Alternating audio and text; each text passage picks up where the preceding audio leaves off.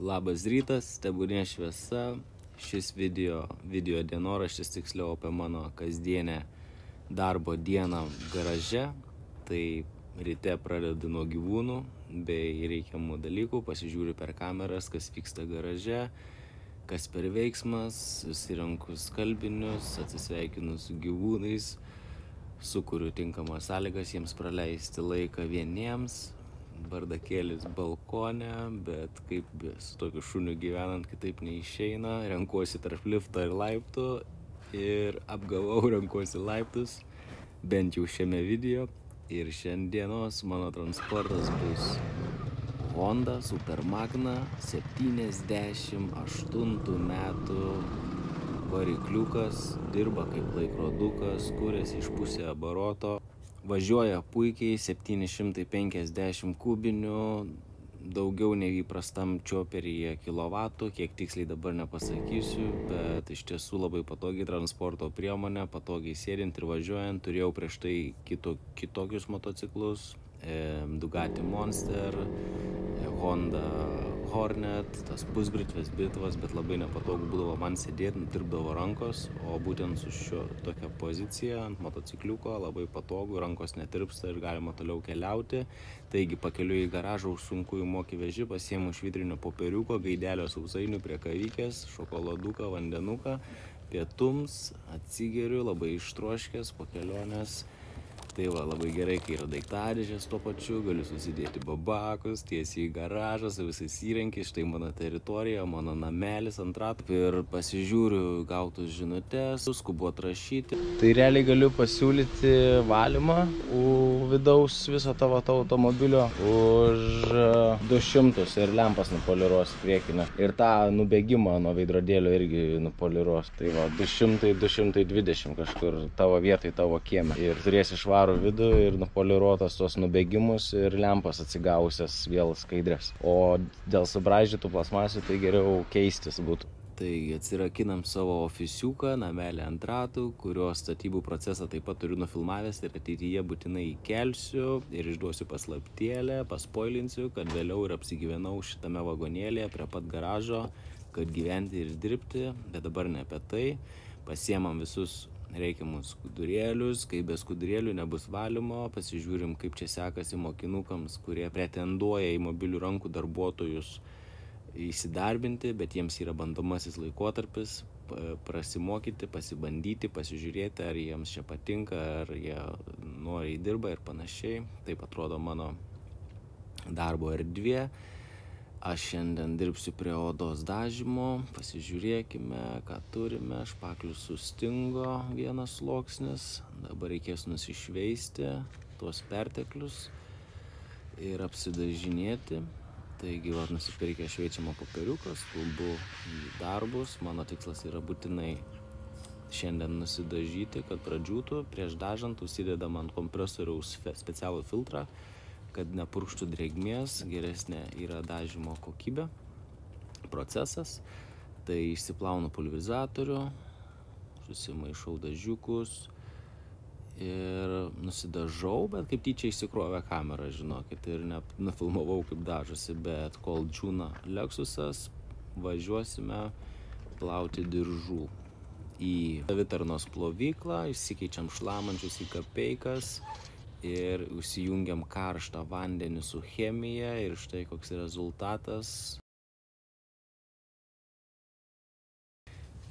Purvas sklaidosi savaime ir grįžtam atgal, išsiplovę diržus ir Lexusą įjungiu į ozonavimą ir pastebėjau, kad taip pat Lexuso diržus taip pat reikia būtinai prasiplauti, lygiai to pačiu principu. Tai atsisuku diržiukus, pasižiūriu, kad čia kažkoks purvas. Duodu vaikiui pasireikšti. Ir taip pat grįžom atgal. Aišku, galėjom važiuoti dviejais automobiliais, bet nenorėjau rizikuoti, įpareigoti vaikio jauno, kuris dar tik tai stebi ir mokosi visą šį procesą. Tad kviečiu jį tiesiog vaikščioti iš paskos, stebėti ir jausti, ar šis darbas būtent jam. Tai va, dar prižiūriu šiek tiek kokybę ir kitų automobilių atliekamų darbų, visą tai užmetu akį, tai va pasiemu dabar kitą mėginėlį, palieku vaikį dirbti vieną su vaikiška kėdute.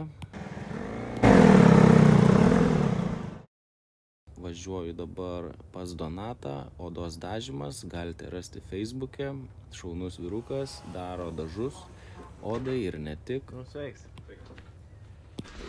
Žiūrėk, vėl aš tau turiu. Tu dabar be kiekvieno dažysi? Nu, tai kiekvienas atvažiuoja ir sako, Aha. Taip gaunas. Nu, jo.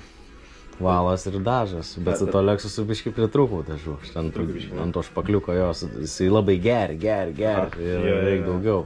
Dabar žinosiu. Tai čia reikės, tik sėdimos vietos bus dvi.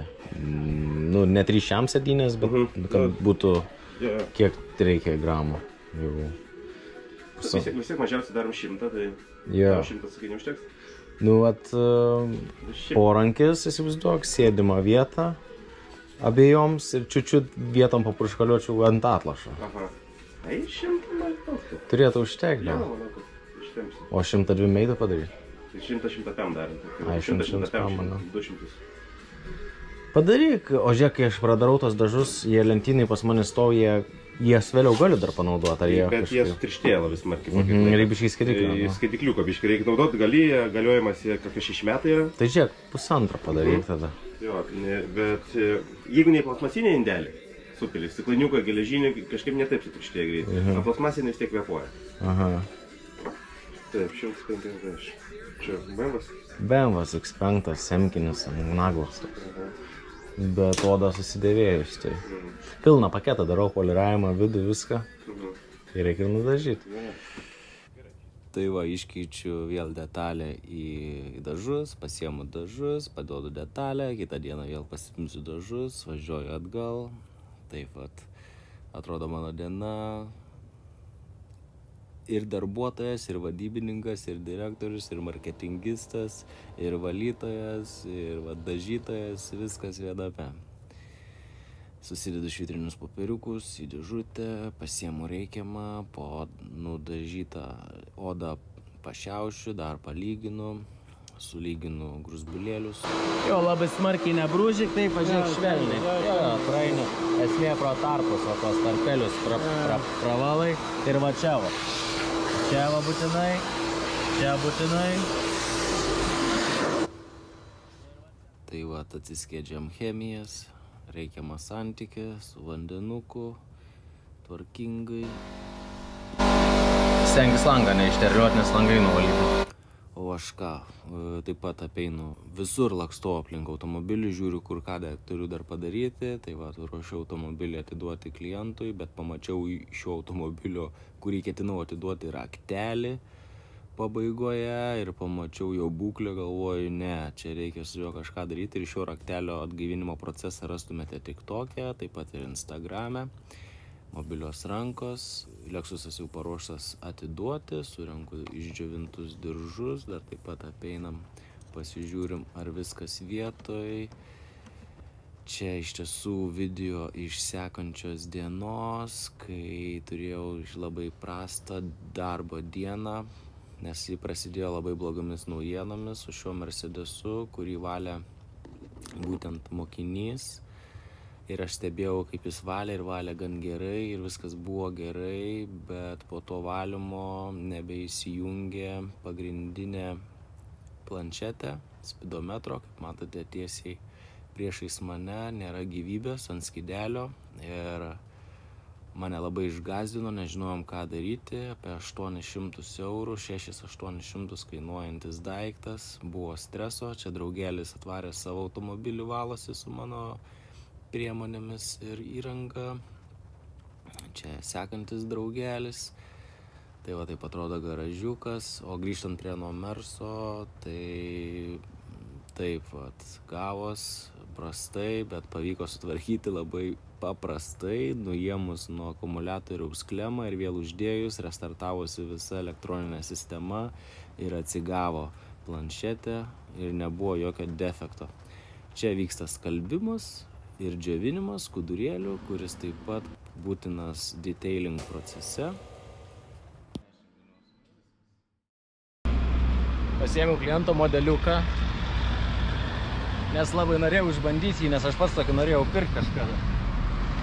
F150 Ford Ranger, dar vadinamas, va šitas. Geriausia yra, kai klientą raktelį palieki viešoj skalbykloj.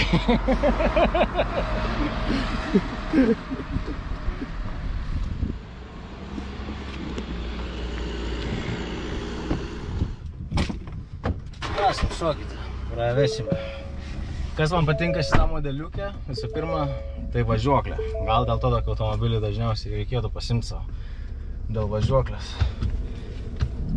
Minkšta pakaba. O čia. Ratai, kasas išai, kasas ir račiukai. Ant asfalto. Ramiai. Ir dabar yra plus 30 laipsnių temperatūra, tai guma dar labiau kimba ant asfalto. Ir vasarą tokio karščių prasukt ratą su 2 tonas 600 kg sveriančių automobiliu, tai varikliukas patikėkit mane. Išpūtė kažkokį garą dar varikliukas. Žodžiu, aš visą laiką varau ten į tą moikę prasiplauti, švaros brolius, bet užmačiau, kad tipo yra čia šalia kažkokia kitokia, labiau nutrešus, tipo, galvoju, gal nutrešus gal netgi kartais geresnę funkciją padarys, arba bus pigiau, nes čia reikės belė kiek šaibų sumės, kad nuplauti šitą Rangerį. Kodėl pas savį neploviau, nes labai daug žvyro visur aplinkui ratus, prisitaškysiu garažą be reikalo. O, kaip tik noriu, kad priekis būtų pavėsyje. Nes kaip plauni geriau yra pavėsyje tą daryti, kad neuždžiovintų saulę, ypač vat nuo vabalų. O, tai kur tas mano pavėsis išsvajotas? O. Tai va. Nu ką, žinau, taip pasižiūrėt va čia panelę. Įdomus suktukai viskas. LCD ekranėlis. Čik visai kokybiškai plasmasytė. Šiaip Fordas niekada nepasižymi labai vidaus interjero kokybę, bet jeigu čia originalas, taip apsiūta oda įdomi, raudonai čia, ai čia sport tipo, nes raudonas spalva yra. Pažiūrim, dažnai mėgsta čia daiktadėžės būti didelės pas amerikonus. Pasižiūrim, kaip pas amerikoną tikras snikeris kažkoks mėtas. Pasižiūrim tiksliau duomenis. 208 kW 3,5, bet metų nematau. Gerai, reikia nusiplauti. Stabdyk kokią kamerytę. Taigi, prašau, pakomentuokite, ar norisi daugiau tokio tipo video kaip vlogas ir laukite tęsinio būtent su šio Fordu.